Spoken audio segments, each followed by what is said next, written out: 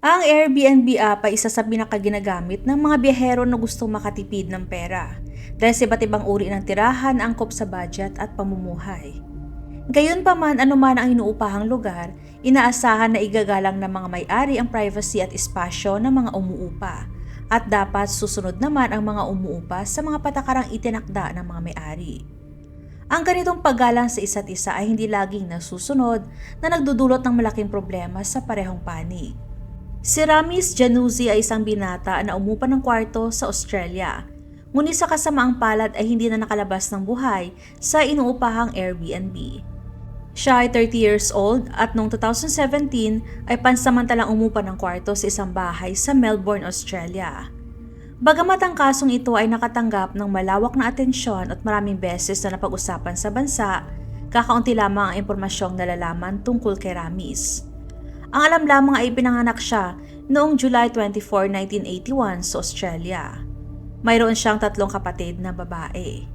Siya isang masayahin at mapagmahal na bata hanggang sa siya ay nalulong sa droga. Sa edad na 28, nagsimula makipagrelasyon si Rami sa isa pang lalaki at sila ay nagsama sa iisang bahay. Tumagal ang kanilang relasyon ng 8 taon, ngunit sa mga huling taon nito ay malayo na ito sa pagiging maayos. Ayon sa pamilya at mga kaibigan, bago sila naghiwalay, ang partner ni Ramis ay naging hindi tapat at nagpakita ng iba't ibang uri ng pag-uugali sa kanya. Sa edad na 36, tinapos ni Ramis ang relasyon niya sa kinakasama. Dahil hindi na niya kayang bayaran ng upa at iba pang gastusin tulad ng kuryente, tubig at gas, nagpasya siyang bumalik at tumira muli sa bahay ng kanyang mga magulang. Ang pag-alis ng bahay para harapin ang mundo ay hindi madali. Ngunit para sa isang tao at nasa tamang edad na dati nang namuhay ng mag-isa, ang pagbabalik sa bahay ng mga magulang ay maaari ring maging mahirap. Kapag namumuhay tayo ng mag-isa, nagkakaroon tayo ng sariling mga gawain at nakasanayan na kadalasang nagiging sanhi ng hindi pagkakaunawaan sa pakikisama sa ating mga magulang. Ito ang isa sa mga pangunahing problemang hinarap ni Ramis nang siya ay bumalik sa kanilang bahay. Bukod dito, dala pa rin niya ang emosyonal na sakit mula sa hiwalayan at ang lahat ng mga problemang ito ang nagtulak sa kanya sa paggamit ng droga. Dahil sa labis na paggamit, hindi nagtagal ay nagkaroon si Ramis ng matinding pagkalulong sa droga. Lalong lumala ang sitwasyon hanggang sa isang pagkakataon ay kinailangan siyang kaladkarin ng kanyang kapatid patungo sa ospital. Dahil dito ay naging napakahirap na niyang kasama sa bahay na humantong sa pagpapaalis sa kanya sa tahanan ng kanyang mga magulang noong 2017. Dahil wala siyang matutuluyan at walang malinaw na direksyon sa buhay, ilang araw na natulog si Rami sa loob ng kanyang sasakyan. Kaya nagdulot ito ng matinding pananakit ng kanyang katawan, lalo na sa kanyang gulugod or spine.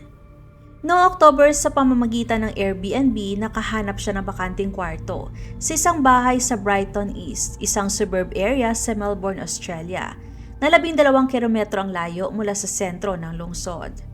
Ang Airbnb ay isang kumpanya na nag-uugnay sa mga taong naghahanap ng matutuluyan para sa gustong magbakasyon. Ipinopost ng mga may-ari ang kanilang mga bahay o kwarto sa website at ang mga umuupa ay direktang nakikipag-ugnayan sa kanila imbis na dumaan sa agent.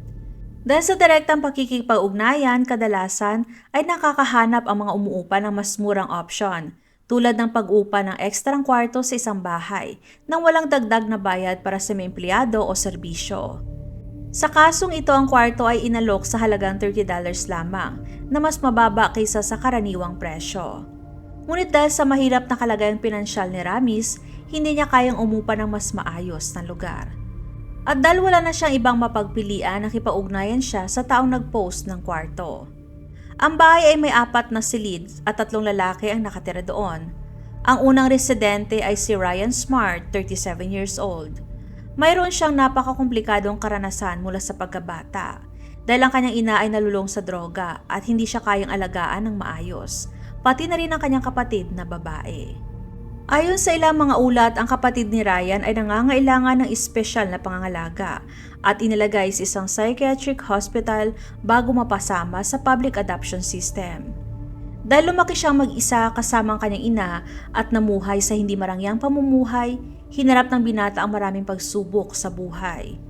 Hindi siya nagtatagal sa trabaho, madalas siyang napapahamak at hindi nagtagal ay nalulong din siya sa droga tulad ng kanyang ina.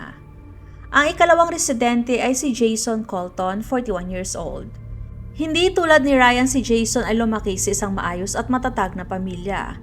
May pribadong edukasyon at komportableng buhay pinansyal.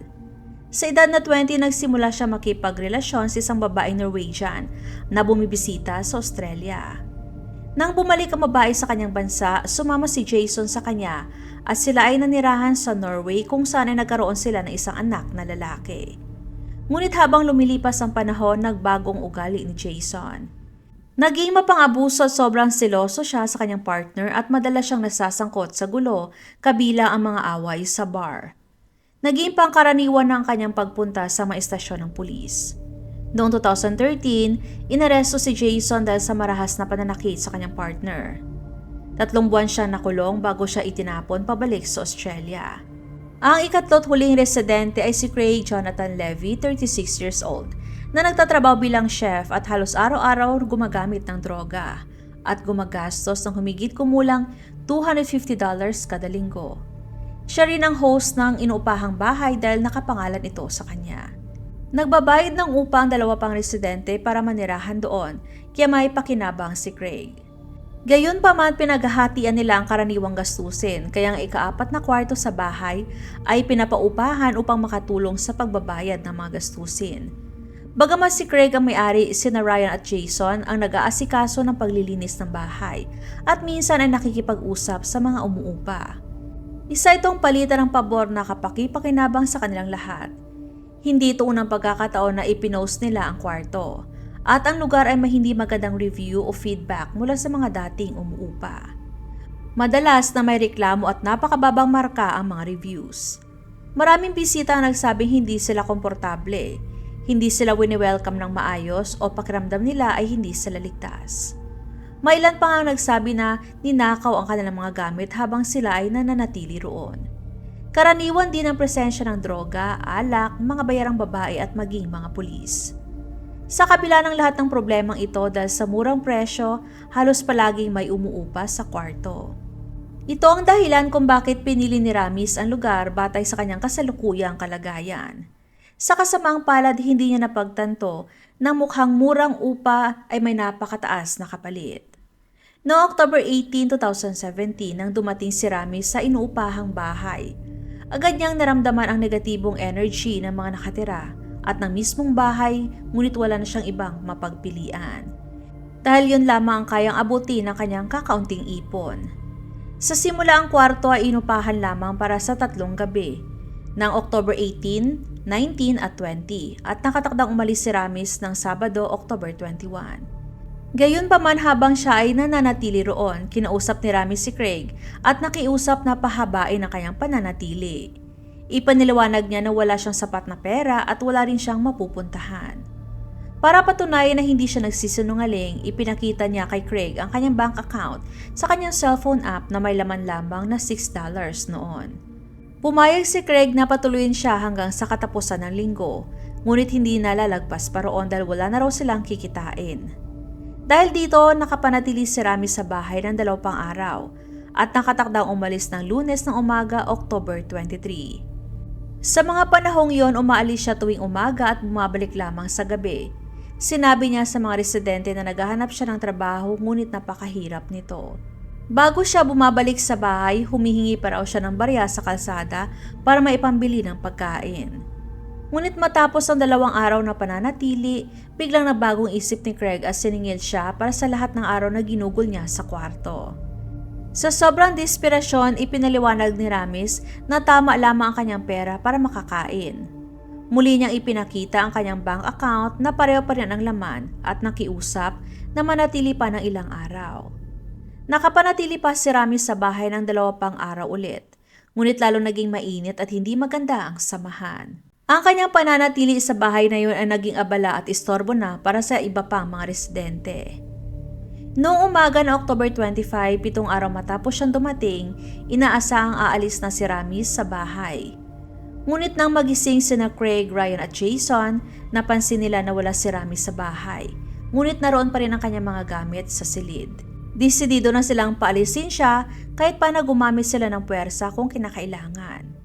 Pagsapit ng 6:00 ng gabi, hindi pa rin bumabalik si Ramis. Kaya nagdesisyon sina Jason at Ryan na lumabas muna at uminom sa isang bar at iniwan si Craig na siyang nabahalang magpaalis kay Ramis dahil siya naman ang nagdala sa sitwasyong ito.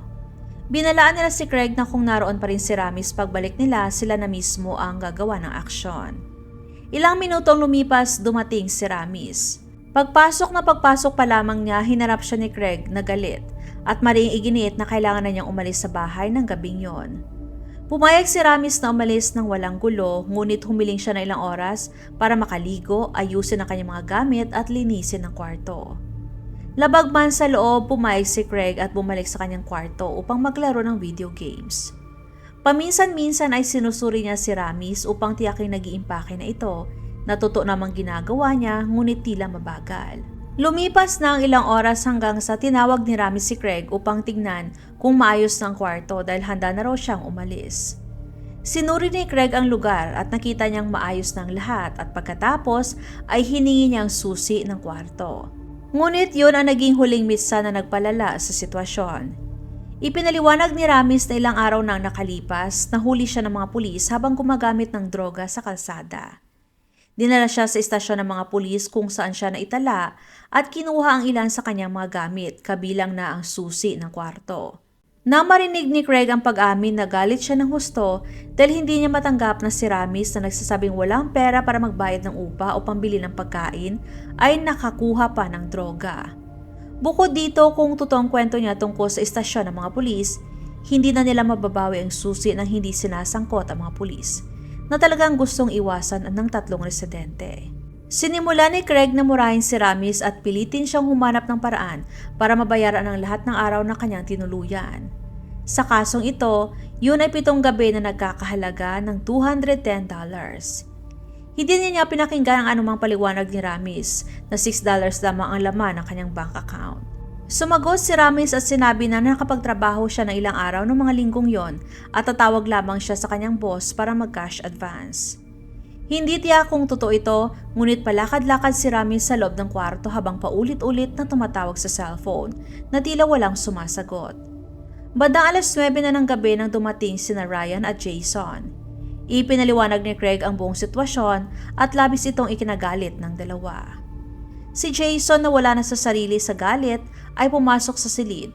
Sinakal si Ramis mula sa likod at nagsimulang suntukin ang kanyang mukha at katawan.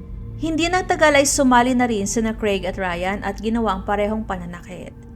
Sumisigaw si Ramis, nagmamakaawa na tumigil na sila at humihingi ng tulong.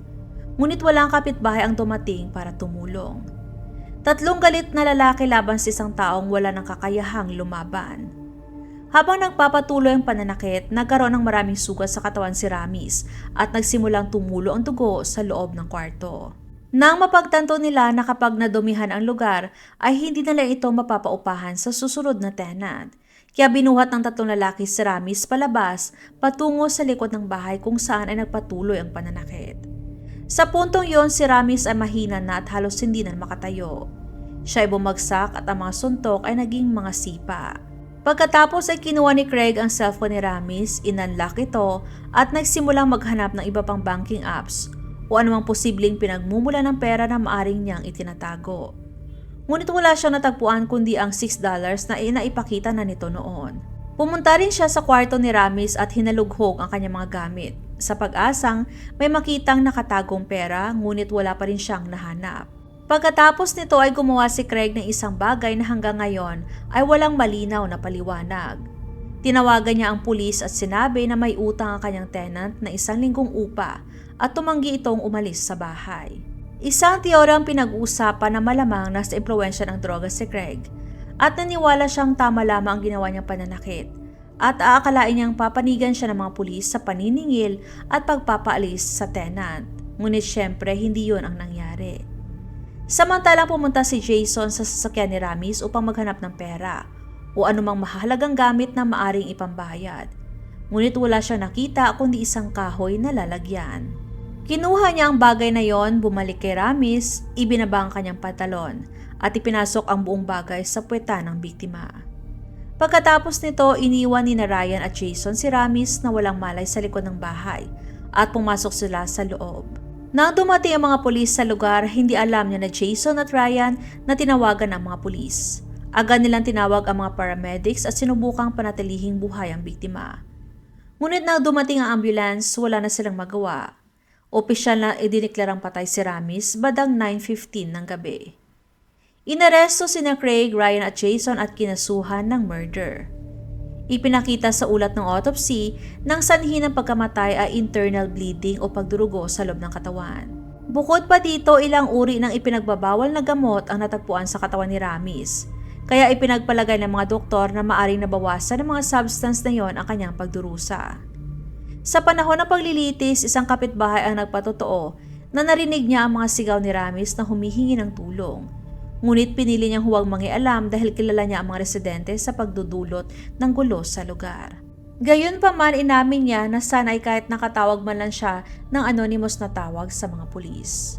Umamin sina Craig, Ryan at Jason ng kasalanan sa pagkamatay ni Ramis dahil umano ay wala silang intensyong pumatay. Iginigiit din ng tatlo na ang kanilang ginawa ay reaksyon lamang sa isang sinasabing pag-atake ni Ramis na ayon sa kanila ay gumamit ng wrench upang saktan sila matapos siyang singilin sa mga dagdag na araw ng pananatili. Gayunpaman, hindi tinanggap ang depensang ito dahil wala ni isa sa tatlo ang may anumang pinsala at ang tindi ng kanilang ginawa ay labis at lampas sa anumang makatwirang paliwanag ng pagtatanggol sa sarili. Dagdag pa ni Jason, kahit wala raw siyang intensyong pumatay, nararapat lang daw kay Ramis ang lahat ng nangyari dahil wala raw itong ipinakitang respeto bilang bisita. Nang muntik na niyang ipagpatuloy ang pahayag na yon, agad siyang pinutol ng kanyang public defender dahil malinaw na makakasama lamang yon sa kanyang kaso. Bagamat pantay-pantay naging partisipasyon ng tatlong lalaki sa krimen, magkakaiba ang kanilang mga hatol. Si Craig ay sinentensyahan ng 8 taon, si Ryan naman ay 9 na taon at si Jason ay 13 taon. Lahat ng sentensya ay kailangang buuin. Si Ramis ay nakikipaglaban sa matinding pagkalulong sa droga. Siya ay napalaya sa kanilang bahay at tila wala malang pera para pambili ng pagkain. Maaring siya ay nagtagal ng higit sa napagkasunduan at lumabag sa ilang pamantayan ng maayos na pag-uugali. Ngunit ginawa niya ito ng may pahintulot ng host.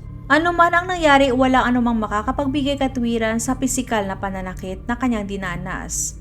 Sa pananakit sa biktima, tuluyang nawala kina Craig, Ryan at Jason ang anumang moral rights na maaring mayroon sila. Ngayon, kahit may naniniwalang masyadong magaan ang kanilang mga sentensya, mananagot pa rin sila sa kanilang mga ginawa sa loob ng kulungan.